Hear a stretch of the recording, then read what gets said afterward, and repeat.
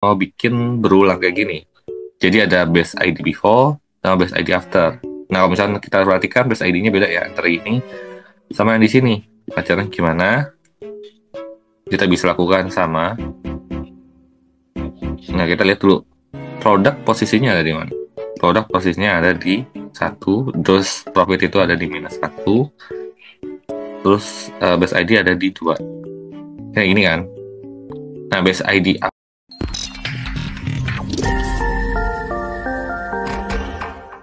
Oke, di sesi kali ini kita akan melanjutkan materi di Excel, di mana teman-teman akan mempelajari satu function baru lagi di sesi kali ini, yaitu choose calls.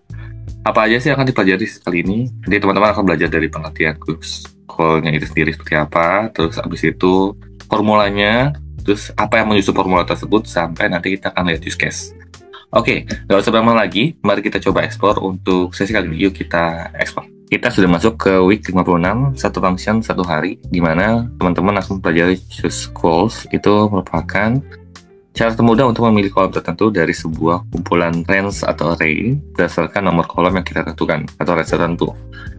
Ini sudah tersedia di Excel 305 dan ini digunakan versi Excel 2021 ke atas ya. Gitu ya. Secara formula ini sebenarnya choose calls, nanti kita pilih array-nya dulu, gitu ya. Habis itu ada column-nya sama column 6 jadi kalau misalkan ini posisi barisnya posisi kolomnya akan diambil gitu ya. Nah, array-nya adalah kumpulan data yang akan digunakannya, seperti itu. Contohnya misalkan kita punya data seperti berikut. Misalkan di sini kita ada nama, usia, dan location gitu ya. Terus kita mengambil kolom nama gitu ya, kolom yang pertama ini. Nah, caranya gampang banget. Sebenarnya teman-teman tinggal tambahkan choose calls-nya gitu ya. Ambil B18 sampai B20 gitu ya. Terus kemudian di select sama dengan di sininya adalah 1. Jadi dia akan ngambil yang pertama saja seperti ini. Gitu ya.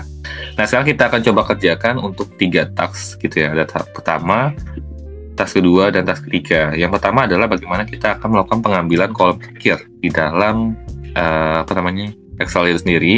Misalnya ada array, kumpulan array, terus kita mengambil kolom terakhirnya apa, ya caranya gimana, nanti kita bahas. Habis itu pengambilan kolom secara berulang. Jadi misalkan ada kolom berulang, terus kita mengambil kolom yang sama juga. Kemudian melakukan urutan dari kolom itu sendiri. Oke. Nah, kita akan coba mulai dari task pertama dulu. Di task pertama, kita akan melakukan apa yang sudah kita pelajari sebelumnya. Jadi kan kita masih ingat ya, cara pakai choose call-nya, berarti tinggal select array-nya, terus kita select posisinya mau berapa. Nah, kalau misalkan mau yang terakhir, berarti kan kita tinggal di sini call-nya, terus kita select di sini. Nah, kan profit itu kan ada di akhir kan. Caranya cukup mudah, teman-teman, daripada ngapalin ada 1, 2, 3, 4, 5, 6, 7, 8, 9 gitu. Dan baru ngetik 9. Cara termudah langsung -1. Gitu. Jadi dia langsung ngambil posisi yang paling terakhir. Gitu ya. Ini juga berlaku kalau misalkan mau ambil COGS misalkan. Gitu ya. Jadi ambil dari minusnya dikurangi. Gitu ya. Nah, daripada ngapalin urutan gini terus ngambil berapa nih ininya posisinya gitu ya. Nah, ini bisa cara termudahnya bisa teman-teman lakukan seperti berikut. Selanjutnya adalah bagaimana kalau misalkan kita mau bikin berulang kayak gini. Jadi ada base ID before sama base ID after. Nah, kalau misalnya kita perhatikan base ID-nya beda ya antara ini sama yang di sini. Caranya gimana? Kita bisa lakukan sama. Nah, kita lihat dulu produk posisinya ada di mana. Produk posisinya ada di 1, terus profit itu ada di -1, terus base ID ada di 2. Kayak gini kan. Nah, base ID afternya kita bisa lakukan kayak gini. Calls, kita lakukan yang sama. Kita select 2. Nah, terus kita tambahin sini B00. Nah, jadi dia akan punya 2 kode yang bisa kalian miliki. Jadi kalau misalkan mau gabungin kode tertentu gitu ya, nah ini bisa lakukan kayak gini. Nah, kenapa sih kita harus gunakan ini? Sebenarnya kan ini akan membuat sesuatunya dinamis. Contoh ya, misalkan aku secara price aku ubah jadi 5.000 nih. Nah, ini juga berubah nih.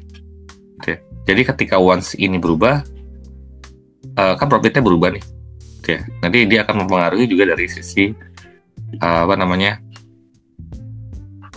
itemnya gitu. Misalkan terus aku ganti, nah berubah juga kan. gitu. Jadi gunanya di situ buat gunain choose calls-nya.